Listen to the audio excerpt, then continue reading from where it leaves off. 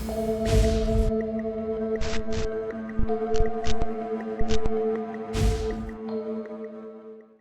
selamat datang di Kamar Sunyi. Di video kali ini kita akan membahas tentang kisah nyata kasus dukun pengganda uang. Pernah nggak sih kalian dengar soal orang yang katanya bisa gandain uang? Biasanya sih disebut dukun atau orang pintar. Entah itu lewat ilmu putih, ilmu hitam, atau bahkan ritual yang katanya dapat bisikan dari makhluk gaib. Tapi kalau dipikir-pikir, masuk akal nggak sih? Uang digandain secara mistis. Nggak lewat kerja, nggak lewat bisnis, tapi katanya bisa tiba-tiba jadi banyak. Kedengerannya enak banget kan? Tapi kadang yang kelihatan enak itu justru bisa berujung petaka. Cerita ini terjadi di Banjarnegara, Jawa Tengah, tahun 2022. Waktu itu, berita tentang seorang dukun pengganda uang sempat bikin heboh satu Indonesia. Bukan cuma karena kasusnya aneh, tapi juga karena jumlah korban yang ditemukan nggak main-main. 11 orang. Ya, 11. Dan semuanya ditemukan dalam keadaan mengenaskan dikubur diam-diam di belakang rumah si dukun. Namanya Tuban. Nggak banyak yang tahu latar belakang dia dari mana, datang dari desa mana, siapa keluarganya. Yang jelas, dia muncul begitu aja di salah satu desa kecil di Banjarnegara dan mulai buka praktik. Nggak pasang papan nama, nggak bikin pengumuman, tapi dari mulut ke mulut, nama dia cepat banget menyebar.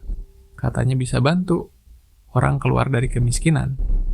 Katanya bisa bikin orang dapat uang banyak dalam waktu cepat, tanpa kerja keras, tanpa risiko, cuma tinggal percaya dan bawa uang mahar.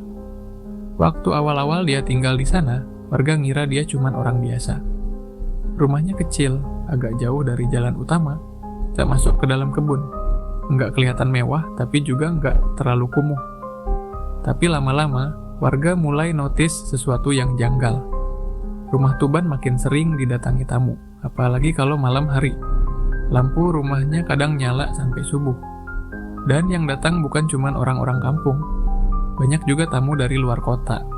Ada yang naik motor gede, ada juga mobil plat B, D, bahkan beberapa dari luar Jawa. Awalnya, warga mikir, mungkin dia dukun yang emang jago. Tahu sendiri kan, di desa-desa, kalau ada orang yang bisa ngobatin sakit, bantu nyari jodoh, atau bantu rejeki, pasti langsung jadi topik hangat. Tapi yang bikin makin aneh, beberapa tamu yang datang ke rumah Tuban itu nggak pernah kelihatan lagi keluar. Warga sih nggak langsung curiga, karena kadang rumah itu juga punya pintu belakang. Mereka pikir, mungkin aja tamunya pulang lewat sana. Tapi kalau dipikir sekarang, jumlah orang yang hilang itu nggak masuk akal.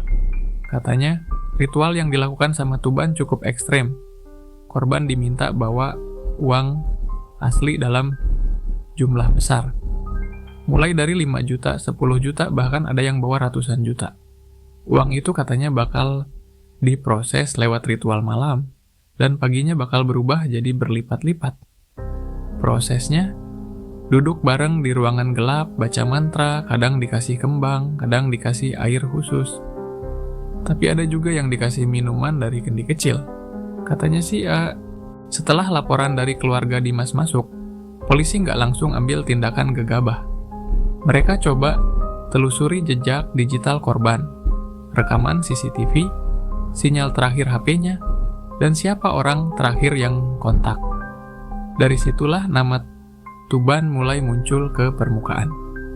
Waktu polisi lihat isi percakapan WA antara Dimas dan seseorang yang nomornya tidak dikenal, mereka sadar, ini bukan kasus orang hilang biasa. Pesan terakhir dari nomor itu berisi petunjuk alamat. Sebuah desa kecil di Banjarnegara. Bahasanya singkat tapi cukup jelas. Datang bawa uang, ritual malam Jumat. Jangan bawa siapa-siapa. Rezekimu akan berlipat. Dan ternyata, lokasi yang dimaksud tepat mengarah ke rumah Tuban. Tim kecil dari kepolisian langsung dikirim untuk ngecek lokasi.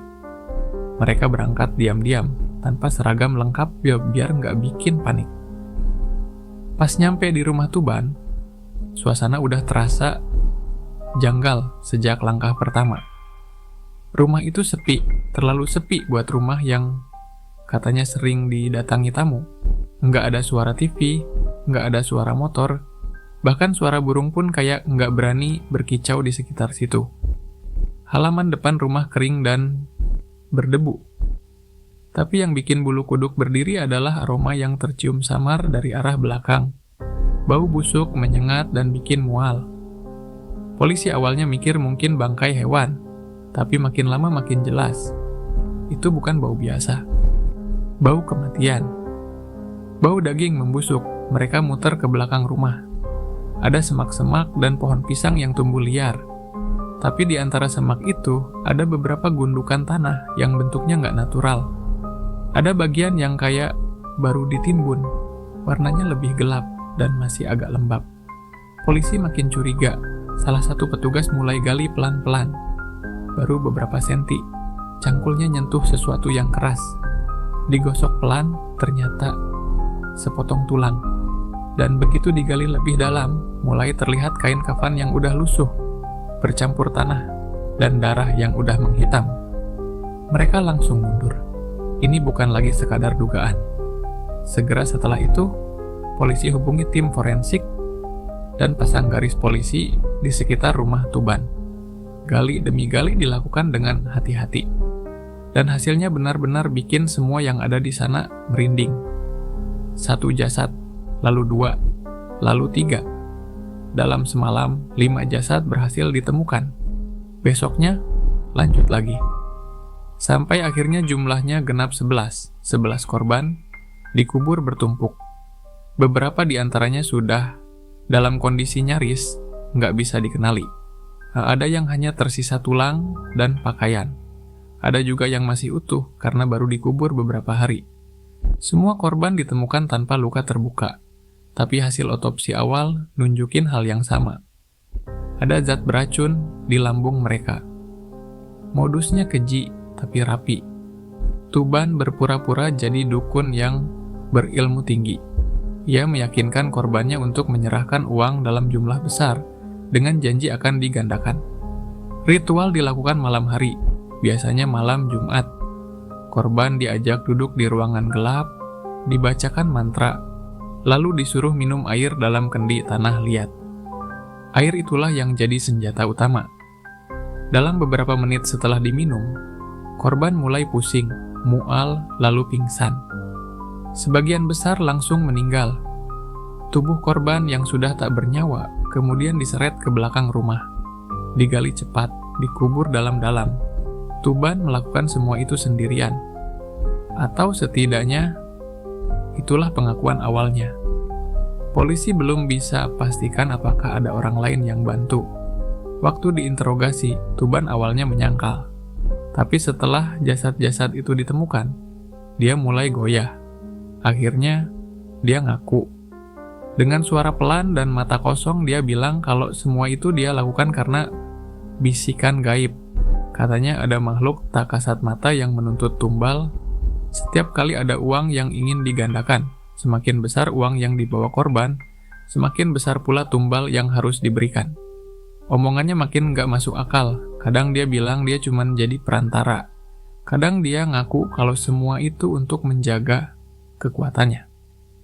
Tapi satu hal yang pasti, semua uang dari para korban diambil dan digunakan untuk gaya hidupnya sendiri. Tuban sempat beberapa kali keluar kota, beli barang-barang mahal, bahkan punya simpanan motor sport yang disimpan di luar desa agar warga nggak curiga. Yang bikin warga sekitar tambah ngeri adalah kenyataan bahwa selama ini mereka percaya sama dia. Beberapa dari mereka bahkan sempat minta bantuan soal kesehatan, rezeki, dan jodoh. Tapi ternyata, yang selama ini mereka anggap orang sakti adalah pembunuh dingin yang mengubur 11 nyawa tanpa rasa bersalah. Berita penemuan makam massal ini langsung nyebar cepat. Wartawan dari Jakarta sampai datang ke desa kecil itu. Rumah Tuban jadi sorotan utama. Polisi pasang tenda, lampu besar, bahkan mendirikan posko darurat untuk proses investigasi yang memakan waktu berminggu-minggu.